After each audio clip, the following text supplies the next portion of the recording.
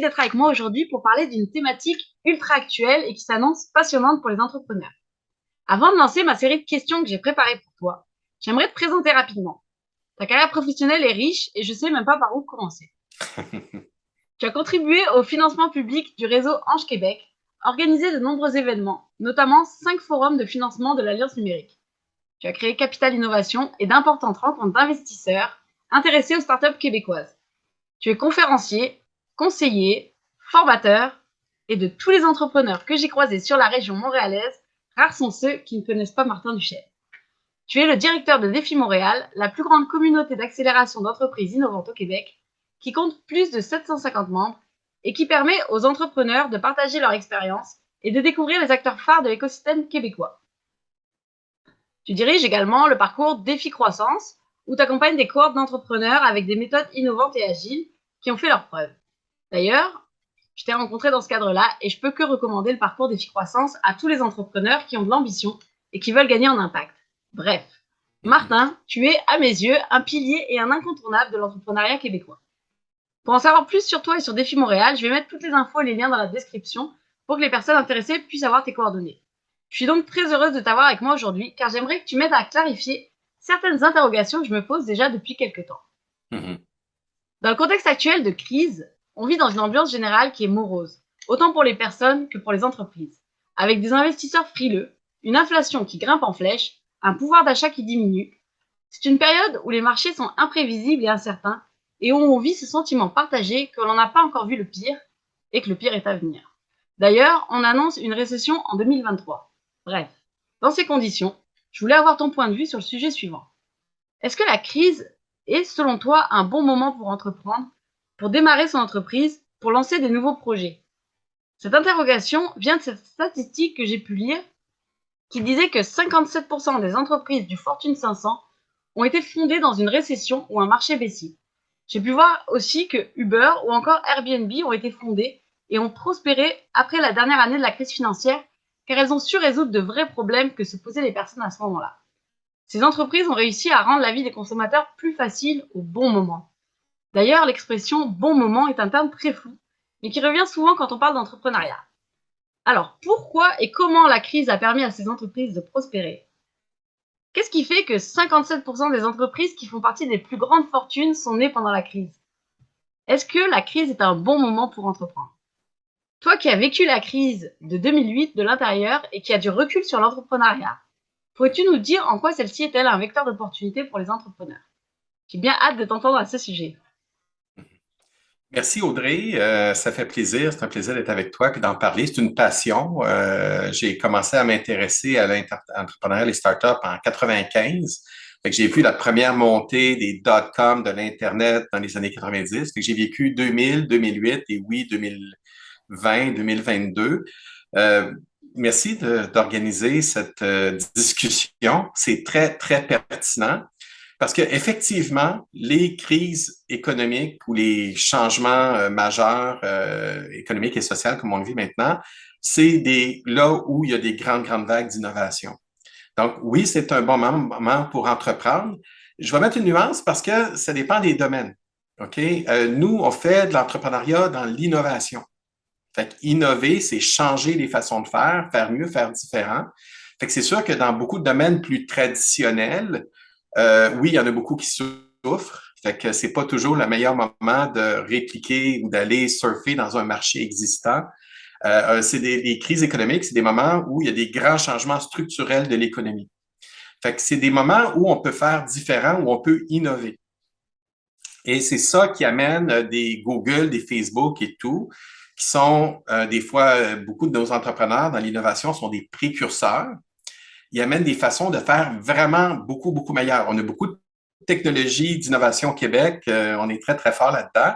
Et c'est un peu frustrant parce que tu amènes des entreprises avec des solutions techniques, technologiques beaucoup meilleures. Okay? On dit disruptif, qui métamorphose l'économie. Mais on se rend pas compte, les gens aiment pas tant le changement. Changer avec quelque chose de beaucoup meilleur, ben, juste changer d'auto, on peut acheter une auto meilleure, mais c'est notre zone de confort, on a nos réflexes, nos habitudes, nos façons de faire. Quand on change complètement une manière de faire, c'est difficile. Fait que c'est pour ça que pour les innovants, quand ça va bien, quand l'économie va bien, quand on est dans notre zone de confort, mais pourquoi changer? Pourquoi faire un effort quand on peut rester dans notre zone de confort? Ah, ce que tu veux dire, c'est que la crise, finalement, ça oblige les gens à changer. Donc, du coup, c'est une opportunité pour l'innovation, Exactement. puisque du coup, on Exactement. amène des choses nouvelles, mais qui finalement apaisent leur Oui, souffrance quelque part. oui. Exactement. Ben, je donne un exemple. OK? La COVID a amené le numérique, comme Zoom et la vidéoconférence. Skype, là, ça a 15 ans au moins. Ça date pas d'hier qu'on peut faire de la vidéoconférence, qu'on peut travailler avec tout le monde. Mais c'était une minorité de gens qui l'utilisaient. Faire du télétravail systématique à distance, puis tout, bon, il y a quand même des bénéfices d'éviter le trafic, travailler de chez eux. On a beaucoup plus de confort. Pourtant, avant la COVID, très peu de gens le faisaient. C'était peu accepté dans les entreprises, dans les organisations. Là, on n'avait pas le choix. On n'avait pas le choix. Puis du jour au lendemain, nous, on l'a vécu à Défi Montréal. Ça faisait 10 ans qu'on faisait des conférences en personne dans des salles. Et du jour au lendemain, il a fallu faire le virage numérique. Pourtant, on pratique, puis on l'encourage, puis on aide des entrepreneurs à faire de l'innovation. Mais des fois, il y a un timing pour dire est-ce que les gens sont prêts à adopter, à innover? Et les gens vont, c'est dommage, mais la plupart du temps, les gens viennent, vont innover quand ils n'ont pas le choix, quand c'est vraiment nécessaire. Et là, on arrive 2 ans plus tard de la crise, faire du Zoom, du numérique, même. Là, les employeurs disent aux gens, mais là, vous devriez revenir au bureau 5 jours semaine. Les gens disent, non. Je veux venir peut-être 2, 3 jours, mais écoute, moi, me sauver du trafic, puis des problèmes, puis avoir mon café 5 minutes avant de commencer. On a eu des gains de confort et de qualité de vie. On ne veut pas retourner en arrière. Mais ça, c'était possible il y a 10 ans. C'était Oui, possible il y a c'est 10 ça, ans, c'est qu'il mais y a on des l'a personnes qui fait. avaient été visionnaires, mais finalement, la vision n'a pas suffi dans le sens où il a fallu quand Exact. même que la Exact. crise crée Oui, le besoin finalement. exact. C'est ça. Le plus gros défi, c'est bien, c'est pour ça que j'aime ta question. Le plus gros défi des entrepreneurs, c'est le statu quo. C'est le plus gros défi. C'est pas la compétition et tout. C'est que même si on a quelque chose de beaucoup meilleur, il y a plein de choses qu'on pourrait faire qui nous rendraient meilleurs. Mais on ne les fait pas nécessairement. On pourrait faire plus d'exercices, on pourrait être plus économe, on pourrait être mieux géré, on pourrait être plus zen, faire de la méditation, prendre soin de soi. On le fait pas toujours, mais on aurait des bénéfices. Ben, innover, c'est la même chose. Ça demande un effort. On pourrait économiser, avoir plus de confort et tout, mais des fois, ça nous prend un stress ou un changement qui fait ça. Fait que c'est pour ça que les crises économiques, là, ça amène une vague de changement puis d'adaptation. Parce qu'à un moment donné, le statu quo est plus possible. Tu sais, puis on doit amener. Et là, les entrepreneurs qui avaient des visions depuis des années puis des solutions, ah, le train passe, manquez-le pas. Là, les gens vous écoutent. Mais je fais des blagues, mais c'est vrai, les gens vont voir des entrepreneurs un peu quand ils n'ont pas le choix, quand ils ont besoin d'un miracle. OK? Puis là, ils vont faire comme, OK, personne ne peut le faire. Puis là, vraiment, ça devient un besoin prioritaire. Là, tout d'un coup, ils vont regarder quelles sont les solutions. Puis j'ai des entreprises qui vont amener. Un autre bel exemple qui touche ton secteur, tu connais la compagnie Recharge Me. C'est un de nos entrepreneurs. Ils font des cabines de relaxation dans les entreprises. Ah oui, d'accord, On oui, dit du bien. power nap, là. C'est des Mhm. siestes d'une demi-heure, puis tu te recharges d'énergie comme si tu avais dormi 4 heures. Ça fait plusieurs années, là, ils sont venus, c'est un concept révolutionnaire qui est beaucoup pour le bien-être puis le soin des gens en entreprise. Puis je lève mon chapeau parce qu'ils ont travaillé fort, puis ils étaient un petit peu en avant de leur temps. Et là, avec le retour de la COVID, le stress, puis la gestion du stress, puis le bien-être des employés, si on veut ramener les employés au bureau, tu sais, à la maison, tu veux faire une sieste, tu n'as pas besoin de demander la permission à personne. Mhm. Là, au bureau, ben là, on voit apparaître de plus en plus ces fameuses cabines de repos, relaxation, que tu permets de revoir un équilibre et tout. Là, ils ont une croissance extraordinaire. Puis là, on les voit dans les médias un peu partout. Les gens l'adoptent, même dans les cégeps, dans les universités. J'ai fait comme, OK, il Mhm. avait quelque chose de bien qui répond à un besoin, mais des fois, ça prenait, c'est triste, mais ça prenait une crise puis un stress, parce que là, il fallait retravailler l'engagement des gens. Et là, tout d'un coup, bon, boum, le timing était là. En fait, la crise, ça crée des nouveaux comportements finalement chez les gens. Et du coup, bah, si on arrive à attraper, on va dire, cette Mhm. tendance ou ce nouveau comportement recherché en tant Mhm. qu'entrepreneur, bah, du coup, ça peut être quelque chose qui peut être très bénéfique pour le lanceur de projet. Exactement, Totalement. exactement. Mm. On regarde beaucoup dans nos conférences ou avec les coachs, c'est quoi les facteurs facteurs de succès quand tu démarres une entreprise? C'est quoi les principaux éléments? Puis un des principaux, c'est Ah, le ça timing. m'intéresse. C'est le timing. C'est à chaque fois, là, beaucoup de solutions, puis je l'ai vécu avec des entrepreneurs que j'ai coachés, puis des investissements qu'on a faits. Nos entrepreneurs sont visionnaires, ils voient vraiment des opportunités, mais souvent, ils réalisent pas à quel point ils sont en avance sur leur temps. Puis Mhm. des entrepreneurs qui sont 5 à 10 ans en avance, j'en vois beaucoup. Puis c'est extraordinaire ce qu'ils font. Mais ils se battent un peu parce qu'ils disent, ben là, j'ai la solution, puis personne ne veut l'acheter. Mais là, il faut vraiment comprendre le besoin, le vécu, on dit les problèmes prioritaires. OK? Est-ce qu'il y a quelque Mhm. chose qui t'empêche de dormir? Puis là, tu dis, ça me prend absolument une solution. Parce que les premiers qui achètent ta solution, là, c'est les plus durs à avoir, les early adopters. Fait qu'il faut vraiment Mhm. toucher quelque chose de sensible. Puis, encore une fois, dans une crise économique, il y a beaucoup de monde qui ont de la misère à dormir. Mhm. Il y a beaucoup de, une crise, ça crée de la douleur ou de la souffrance. Fait que là, tu peux dire, ah, OK, ben regarde, je l'ai la solution. Là ils t'écoutent. Ils vont Mhm. t'écouter beaucoup plus. Euh, En marketing, on dit, puis ça a l'air évident comme ça, mais c'est vrai, résoudre un problème, une douleur, c'est 10 fois plus puissant qu'une opportunité. Fait que tu peux dire, je vais avoir 10% plus rapide, 2 fois plus fort, 2 fois moins cher. Puis c'est vrai. On a des solutions tellement plus performantes que ce qui existe.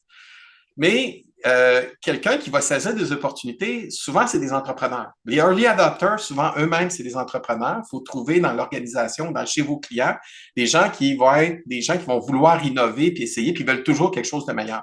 Mais on ne Mhm. réalise pas que les early adopters, là, c'est même pas 5% de la population. La majorité Ah des ouais? gens, on les comprend, ils Mhm. veulent pas trop prendre de risques, puis c'est peut-être normal. Mhm.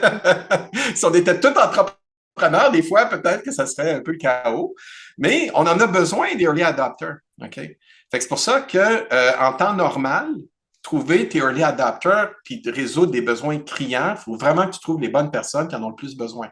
Une fois qu'ils l'ont vu puis qu'ils ont dit c'est merveilleux votre produit, ça m'a sauvé la vie, là, les autres embarquent. Mais Mais en d'ailleurs, c'est ce que période de j'avais crise, vu c'est plus facile de trouver les points de douleur. avec Uber justement et puis même Airbnb, l'exemple que j'avais lu là, c'était Hum, il disait que c'était vraiment sur la dernière année de la crise qu'ils avaient réussi à vraiment sortir du ouais. lot. Et en fait, ce Hum, que j'entends, c'est peut-être que du coup pendant la crise, ils avaient effectivement réussi à toucher peut-être des early adopters, mais c'est que hum, peut-être que au final, c'est ça qui a permis hum, peut-être j'extrapole là, mais en tout cas, ça pourrait être dans ma tête une explication là. hum. Est-ce que ce Non, serait c'est ça un du bon coup? point. C'est Mm. un bon point parce que souvent, pendant la crise, ça revole, puis là, les gens ont un peu la tête ailleurs. C'était dur d'avoir l'attention des gens pendant la COVID. Là. Tu sais, ça a duré finalement presque 2 ans là, parce qu'on est revenu, on est parti. En tout cas, le fameux confinement, c'était un peu essoufflant. Puis, mais quand même, c'était le bon moment pour comprendre la nouvelle dynamique, puis de se positionner, puis d'avoir peut-être des early adopters. Mais là, la période actuelle, là, c'est comme tout le monde est revenu. Là. Tout le monde revient, puis là, les gens, cet été, commençaient à réaliser, oups, on ne peut plus faire comme avant. On ne peut plus. Mhm. Il y en a beaucoup qui ont essayé, puis là, ils font comme, non, les gens ne reviennent pas. Ils disent non. Le monde a changé. Puis ils ont le choix. Les clients et les employés, ils disent, non, non, regardez. Fait que là, les gens réalisent le besoin, Mhm. puis quand même, ils vont se tourner vers des gens qui sont là depuis 1 an, 2 ans. Si vous étiez là pendant la crise, puis vous avez persévéré, malgré que tout le monde avait arrêté, ben là, en ce moment, quand les gens cherchent des solutions, ben, comme Richard Me était là depuis quelques années, il avait fait des pilotes, puis bon, des fois, quand le train passe, là, les gens ils disent, ah, OK, ça fait 2, 3 ans, son produit est là, ça a donné des résultats dans ce contexte-là. Là, les gens, après le 5%, c'est le premier 15%, là, les gens qui sont un peu plus innovateurs que la moyenne ou qui vont être plus réactifs, je dirais. Ils vont dire, OK, je ne prendrai pas le risque d'être le premier client, mais c'est des gens qui vont voir, il y a une bonne solution, il y a des bonnes pratiques, ça marche. Il y en a qui sont beaucoup plus proactifs pour ça. Puis en ce moment, c'est un peu ce marché-là où il y a peut-être Mhm. un 15-20% des courbes de clients qui vont se tourner vers l'innovation. Et ceux qui étaient là quand c'était le temps, quand c'était le moment difficile, ils surfent la vague. Là, ils ont vraiment une vague d'adoption avec eux. Donc du coup, là, tu nous disais que tu avais identifié plusieurs facteurs clés de succès, pardon. Mhm. Donc là, tu nous parlais de timing. Est-ce que t'en as d'autres dans le chapeau que tu pourrais nous partager? Oui, oui. Ben, les facteurs de succès, le timing est un élément important. Puis avec le timing, dans le fond, c'est relié. ce qu'on appelle le customer fit, l'alignement client. Et c'est peut-être cet élément-là de bien choisir les premiers adoptants. Parce que c'est drôle à dire, les entrepreneurs vont beaucoup développer de l'innovation qui a de la valeur techniquement. Le produit fait un travail qui a une valeur et qui répond à un besoin. Mais trop souvent, on vise trop large. OK? On veut, c'est peut-être, je te dirais, surtout en mode 2020, là, le défi aujourd'hui, on veut tout faire. Puis il y a 20 ans, on voulait donner de la valeur, on avait une solution qui peut faire comme plein de choses, ça se vendait bien. Aujourd'hui, les gens veulent quelque chose de très précis, très ciblé. Ils veulent dire, pourquoi toi, tu as la meilleure solution pour moi? OK? Puis tu peux faire comme plein de choses. Non, non, moi, il y a ce problème-là que je veux régler. Puis le reste, ça m'intéresse moins. OK? Fait que tout le phénomène du couteau suisse, on veut faire des choses qui font tout. Puis dans la vraie vie, c'est pratique un tout couteau suisse.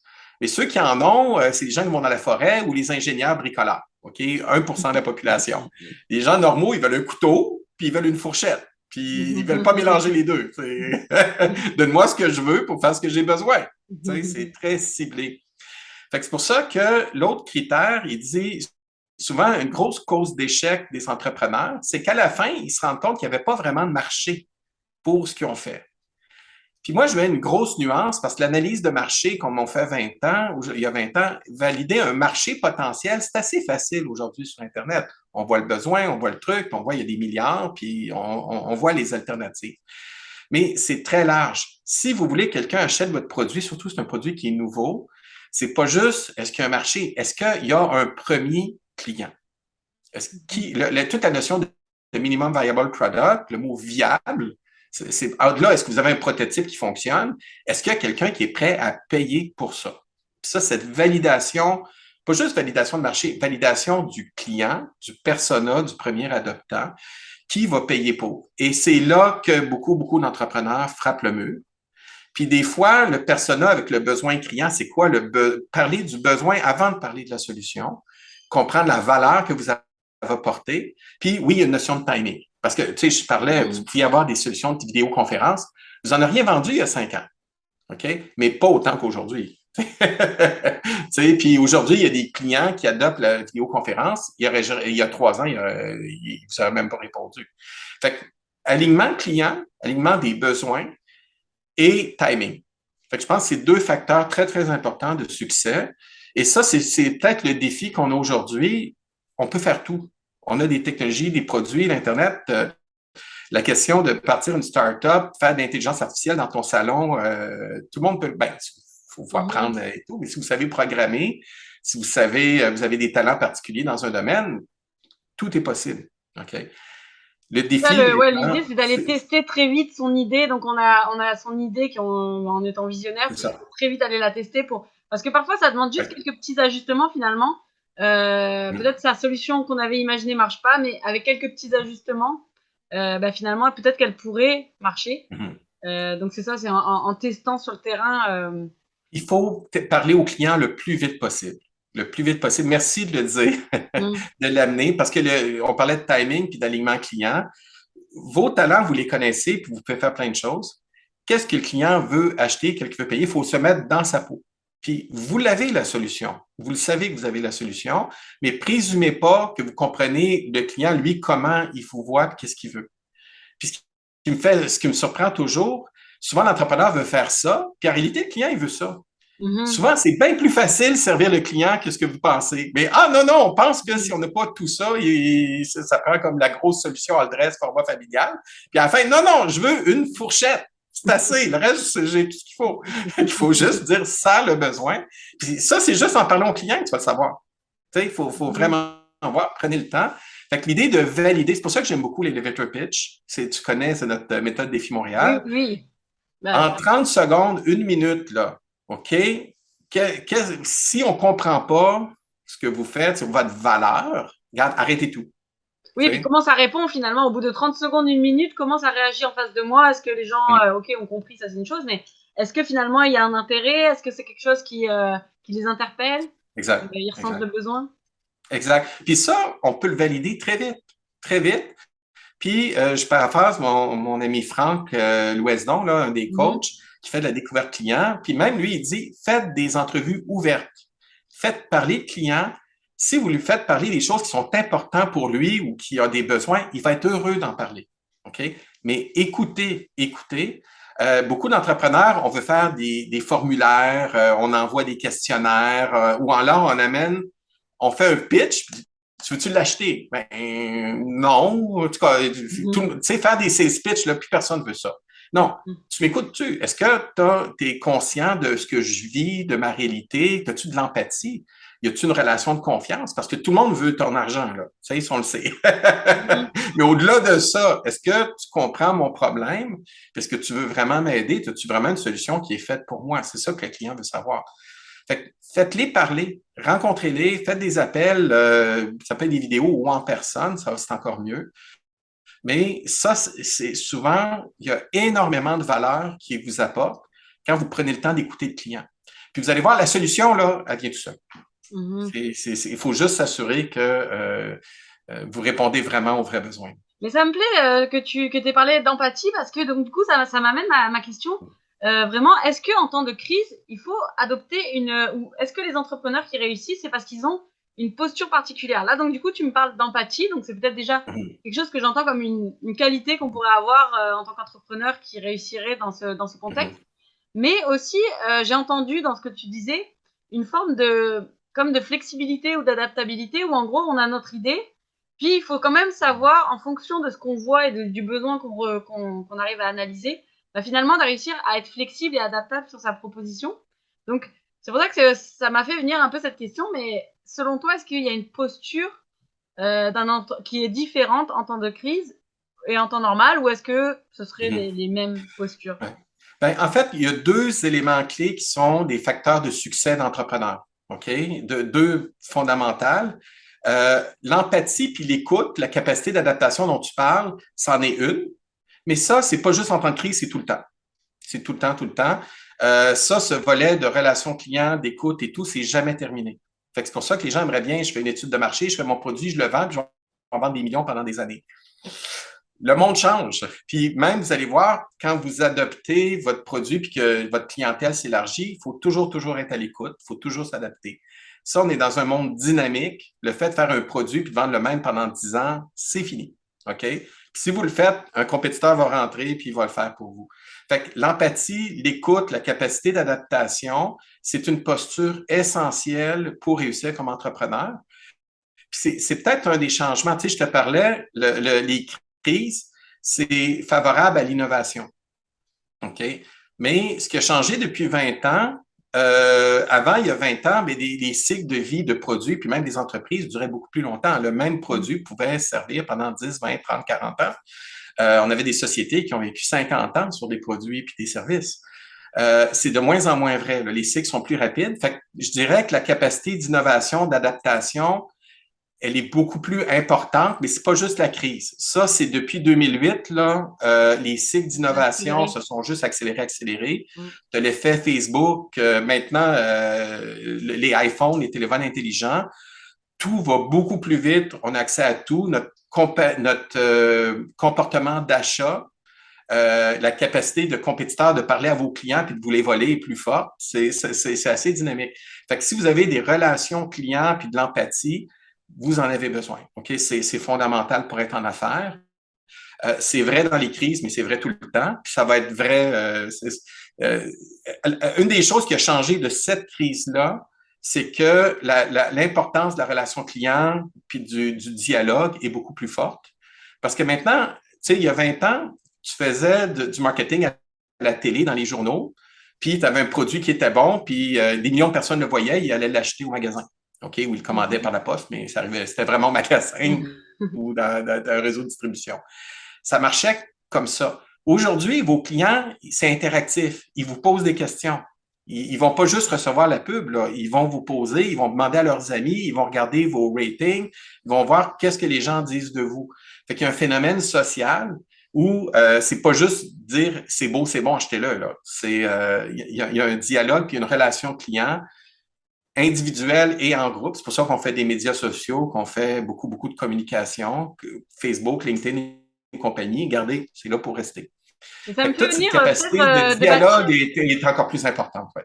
comme bâtir des liens de confiance où, même si j'imagine qu'avant Mhm. c'était déjà le cas, on avait confiance dans une marque, mais là j'ai l'impression que c'est comme un lien de confiance qui se créerait comme plus privilégié ou Ouais. plus personnalisé finalement. C'est Euh, ça, c'est ça, c'est ça. C'est vraiment ça. Il faut bâtir la confiance, bâtir la relation client. Et c'est ça qui est un peu le défi, parce que beaucoup de gens disent, OK, on va aller en e-commerce, puis on va en vendre plein sans effort. Ben, tu sais, c'est sûr, si tu es Amazon ou eBay ou Walmart, ben, tu te dis, OK, j'ai 80% de trouver mes trucs, puis j'y vais parce que c'est un site destination. Mais là, bon, on ne va pas créer un autre Walmart demain. Là. Les gens, sinon, pourquoi ils viennent voir un joueur peu connu ou émergent? Ils vont dire, ben, c'est parce que je sais que tu es vraiment meilleur pour moi. Tu es vraiment ciblé. Et là, il y a un bon fit personnel par rapport à mon besoin, mais ça prend une confiance. Ça prend une confiance parce que là, sinon, qui est-ce que tu es là? Tu arrives nowhere, tu as un petit site web, les mhm, gens vont aller voir votre LinkedIn, votre Facebook, ce que vous avez un peu. C'est pour ça qu'il faut laisser des traces. Puis, il faut une communauté de soutien maintenant de plus en plus. Si vous êtes nouveau, ben, vos premiers adoptants qui vous aiment, qui ont découvert votre produit, faites des entrevues, faites des témoignages, écrivez des blogs, écrivez des partages. Les gens ont besoin de voir un peu ce qu'il y en est. Et beaucoup de ventes et de développement, ça passe par le réseau. C'est du référencement. On est allé à des réseaux sociaux. Fait que c'est vos premiers clients qui vont vous amener vos autres clients mhm. de plus en plus. Fait que c'est pour ça que toute cette question, on parle avec Marilyn dans le défi croissance, on parle moins d'acquisition client puis de rétention. On parle de cycle de relation client. OK? On est dans un monde où le produit est moins important, la relation est importante. OK? Fait qu'on passe d'un monde, on était beaucoup dans le transactionnel. J'avais un produit, je l'achetais, je le consommais, je le jetais, tu sais, Mhm. puis je voyais ma valeur. Les gens veulent une relation à long terme. Bâtir la relation client, c'est beaucoup d'investissement. C'est fatigant parce que là, quoi, tu dis, ton coût d'acquisition de client, en gros, dans l'Internet, aujourd'hui, est pas mal plus élevé. Fait que Mhm. c'est pour ça que si tu as une relation client, si tu peux bâtir du win-win gagnant-gagnant à long terme avec du repeat, là, de la répétition, là, c'est intéressant. Les gens veulent, ils disent, OK, je veux bâtir la confiance, mais si on a un bon fit, on peut travailler ensemble des années. Mhm. OK? Puis là, ça, c'est gagnant-gagnant. Fait qu'il y a vraiment un volet relationnel. C'est pour ça que même dans des produits logiciels, de plus en plus, on a des software as a service. Au lieu d'acheter le produit d'un coup, on l'achète à tous les mois, à toutes les années. Si la relation est bonne, c'est un gagnant-gagnant qui peut être à plus long terme. Fait que au lieu d'acquisition, on parle de cycle de relation client. Puis un bon cycle de relation client, c'est même vos clients qui sont vos ambassadeurs puis qui vont en amener d'autres. Donc là, on a parlé vraiment de tout ce qui était en lien avec premiers clients, early adopters, etc. Mais moi, j'imagine qu'il y a une des questions que doivent se poser aussi les entrepreneurs qui veulent se lancer. C'est vraiment l'idée du financement, parce que je sais que c'est un gros point chez les Mhm. entrepreneurs. Et est-ce que la crise, c'est un bon moment pour entreprendre dans le sens du financement? Parce que les Mhm. banques et puis tout ce qui est investissement, bah, forcément, ils sont peut-être plus frileux, ils mettent plus de blocage ou plus Mhm. de difficultés pour donner de l'argent. Donc, c'est quoi ton point de vue par rapport à ça, par rapport à Oui, la ben notion ça, d'argent? c'est un bon point parce que c'est un défi. C'est un défi. Euh, ça, c'est un peu les vagues d'innovation et d'entrepreneuriat sont anticycliques avec l'économie traditionnelle. Fait que quand l'économie traditionnelle va moins bien, on a plus d'innovation. Mais quand l'économie traditionnelle va moins bien, mais les marchés financiers, les banquiers sont plus frileux. Tu sais, fait que c'est vrai que c'est un défi. Euh, il faut toute la partie gestion des ressources et de financement. Il y a deux choses importantes. OK? Un, il faut avoir plusieurs sources. Tu peux pas juste dire j'ai juste des investisseurs ou juste la banque ou juste des programmes. Tu sais, il existe beaucoup de sources de financement. Fait que ça, il faut être agile pour s'adapter, pour être capable de dire, OK, dans un contexte comme ça, c'est quoi les bonnes sources de financement? OK. Comme là, l'année passée, il y a eu un regain d'investissement dans les technologies et tout. Là, maintenant que la vague d'adoption se fait, parce que les gens ont peur de la récession puis les taux d'intérêt augmentent, ceux qui financent les fonds de capital de risque, ben, c'est les marchés financiers. Fait que même s'il y a une vague d'adoption, là, trouver des investisseurs en ce moment, c'est peut-être plus dur. Il y en a beaucoup qui sont nerveux. Puis, il y a encore l'investissement, là. Il y en a, mais moins que l'année passée, ou ça dépend des timings.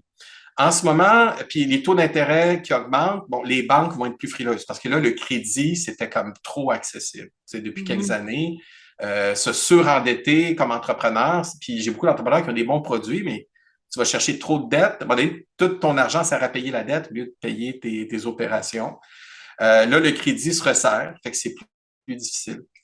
D'un autre côté, il y a plus de programmes de relance. J'ai beaucoup de programmes gouvernementaux, économie, transition numérique, intelligence artificielle, exportation.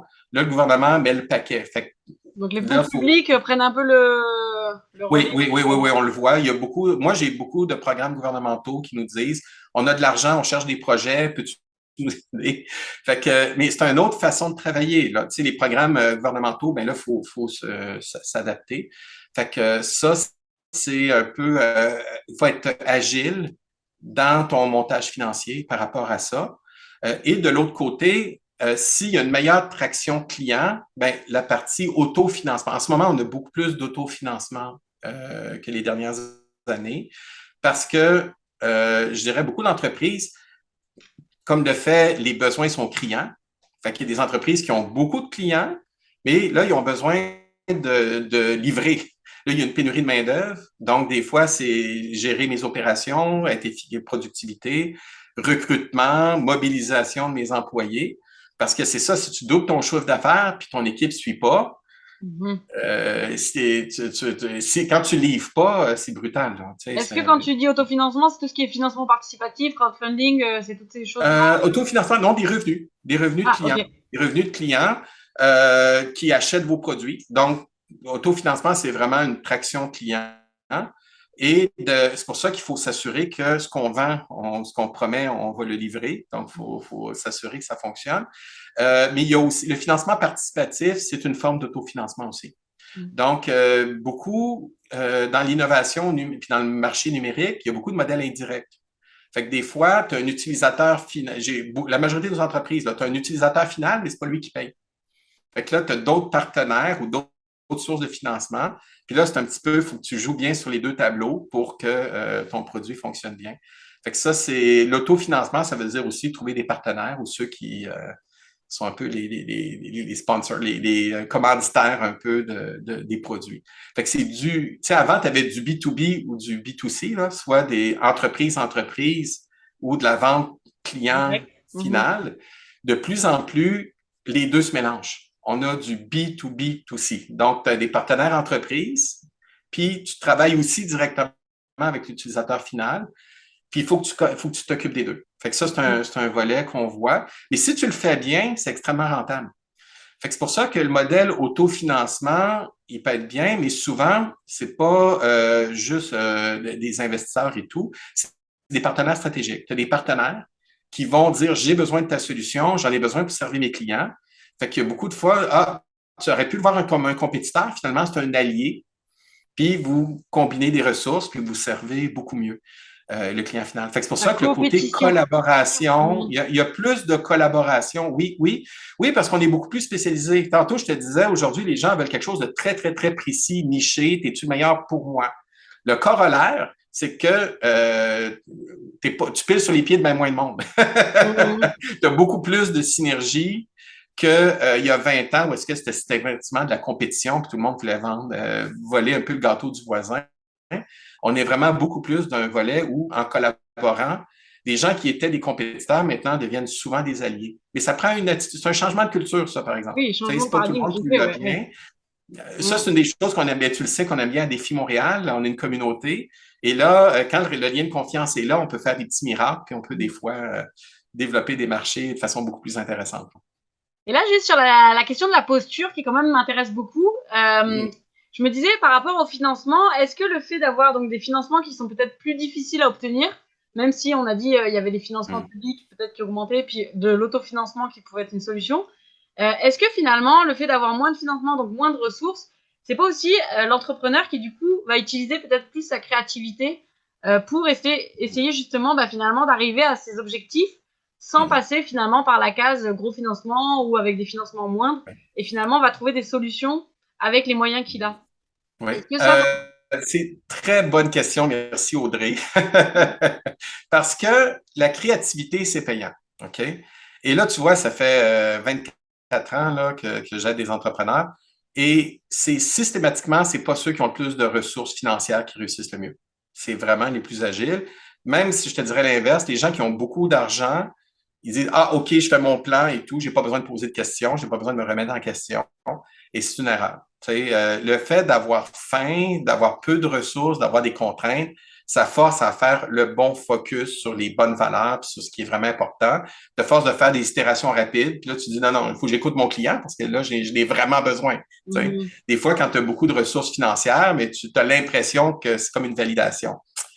Un investisseur ou un banquier, là, c'est des moyens, mais c'est pas une fin en soi. À la fin, il faut quand même pas oublier que les vrais revenus, c'est votre client qui paye pour votre produit. Fait que ça, le fait d'avoir des contraintes, c'est un avantage. Ça aide beaucoup souvent parce que trop d'entrepreneurs disent, ah, j'ai la bonne solution, donnez-moi de l'argent, je vais la faire. Et ils ne réalisent pas que oui, vous avez une bonne solution, mais c'est pas juste le produit. Il faut bâtir le marketing, la relation client, c'est un gros élément. Puis quand vous avez trop vite des ressources, c'est trop facile de négliger la relation client puis le cycle de vente. Ça demande un effort. Donc, puis ensuite, il existe beaucoup de leviers financiers. Ça aussi, ça prend un travail. C'est que souvent, les entrepreneurs disent, j'ai un bon projet, tout le monde devrait me financer. Il y a 20, 30, si vous saviez le nombre de façons qui existent de financer une entreprise, c'est pas une solution qui règle tout. Ça, on Mhm. aimerait ça, là, dire un bouton, je trouve un investisseur, il me donne 2 millions, c'est réglé. Même les investisseurs vont regarder, est-ce que c'est moi qui finance tout? Ou est-ce que vraiment vos subventions, votre banque, votre crédit, est-ce que vous avez un plan financier équilibré? Fait à un moment donné, il faut aller chercher les sources de financement, être agile, puis aller chercher les bons financements pour les bonnes raisons. Ok, donc du coup, bah, merci beaucoup Martin, pour, c'était super intéressant. Moi, je serais restée encore Ouais. des heures à t'écouter, Ouais. la vérité. Est-ce que tu veux Un nous dire dernier point, un dernier oui, point, oui? il y a un Oui. dernier point important parce que tu sais, tu parlais tantôt les postures d'entrepreneurs en temps de crise. L'agilité, l'adaptation, l'alignement client, c'est toujours vrai, puis c'est vrai encore plus en temps de crise. Mais peut-être en terminant, la deuxième élément de posture qui est important, mais encore plus en temps de crise, c'est ce qu'on appelle la résilience. Ah, La fameux résilience, point. parce que quand c'est difficile, puis que tu es à contre-courant, puis que l'économie, tout le monde est nerveux, puis que là, tu arrives avec la bonne solution, puis tu le sais que c'est le moment, les gens le voient pas. Tu sais, fait que c'est là d'être visionnaire, d'être en confiance, puis d'être passionné en disant j'ai la bonne solution. Souvent, le moment idéal pour déployer, vous le voyez, mais les autres le voient pas. Fait que vous devez garder confiance, faut pas lâcher dans les moments, parce que les moments qui sont souvent les meilleurs pour démarrer, les gens le voient, même c'est des moments où ça brasse, puis écoute, c'est pas tout le monde là, qui était pendant le confinement en train de travailler sur son produit puis de développer. Beaucoup avaient besoin de prendre un gros break, puis ça a été bien. Mais des Ouais, fois, par résilience, être c'est là, vraiment... quand tout le monde regarde ailleurs, c'est un gros facteur, surtout en temps de crise, un facteur Ouais, d'astuce. ce que j'entends vraiment par résilience, c'est cette idée où en fait, finalement, on se prend des échecs, on a l'impression que c'est des gros échecs, on se dit, on se fait prendre Mhm, des noms, des mhm. noms, des noms, mais qu'on tient son idée, finalement, c'est une forme de persévérance un peu, puis d'optimisme, c'est comme un mix persévérance, optimisme, où en fait, on va quand même croire en ce qu'on fait, puis c'est ça qui va Oui. payer à force. C'est l'idée de résilience, d'arriver à rebondir finalement et d'en Mhm. sortir plus fort que. Est-ce que c'est ça que t'entendais par Oui, oui, résilience? oui, c'est ça. La confiance, là, c'est la moitié du succès. La confiance Si vous en y son croyez pas, si projet. vous n'êtes pas en confiance, vous allez avoir bien de la misère à convaincre les autres. Fait que ça, il Mhm. faut vraiment l'avoir dans ses traits, il faut que ça nous habite. Et ça, c'est une énergie, quand on dit c'est l'entrepreneur qui fait la différence, c'est beaucoup ça. La confiance, la persévérance, c'est du leadership, c'est de la capacité de convaincre, de ne pas lâcher même, parce que des fois, c'est pas toujours évident. Le bon timing, c'est lequel. Puis comme je l'ai dit, un moment de crise, c'est pas intuitif pour du monde normal de dire on va démarrer une entreprise. Parce que si tu te positionnes là, l'après-crise, c'est le bon moment. C'est là que la vague est intéressante. Mais ça, c'est des éléments de confiance, de résilience. Merci de l'avoir dit. C'est toujours important, mais en temps de crise, ça fait une grosse différence. Tu sais, c'est Donc peut-être finalement, avoir une bonne idée, c'est bien, mais finalement, l'incarner et la vivre dans ses tripes, c'est encore mieux. merci, c'est très bien dit. C'est ça. Est-ce que ça pourrait faire office de conclusion, du coup, cette idée que... Oui, oui, oui, c'est ça. Je pense que ça amène bien. C'est tellement important. Ben, l'écoute, la capacité d'adaptation et la résilience. Avec les années, on voit que c'est vraiment ce qui fait le plus gros facteur de succès. Ensuite, il y a le timing et tout. Le reste, il y a plein d'enjeux. Mais si vous écoutez, si vous êtes prêt à apprendre, il faut être curieux, il faut avoir faim, il faut être fait solide. C'est pas fait pour tout le monde. Il faut gérer le stress. Tu sais, Le l'anxiété, fameux... les techniques, ça, Audrey, tu peux aider beaucoup, tu aides beaucoup nos entrepreneurs là-dessus. C'est important. Ça prend un équilibre de vie. Tu sais. Mais quand vous êtes solide comme personne, puis vous avez une bonne vision pour la réaliser, tout devient possible. Ça devient pas mal génial. Bon, bah super. Bah, un grand merci à toi, Martin, d'avoir pris le temps de nous partager ton expérience avec nous et nous avoir donné ton point de vue. Moi, j'ai trouvé ça super intéressant. Je suis sûre que toutes les personnes qui vont nous écouter vont penser pareil. Donc, pour en savoir plus sur Martin Duchesne et sur Défi Montréal, je vous invite à suivre ses actualités sur LinkedIn. Et si le sujet vous a interpellé, n'hésitez pas à vous abonner et à découvrir ma dernière table ronde où on avait essayé de savoir comment les solopreneurs pouvaient se distinguer sur le marché des affaires avec justement des ressources limitées. On en a parlé aujourd'hui. Donc, très belle journée et puis à bientôt. Bye bye. Merci Merci Martin. beaucoup.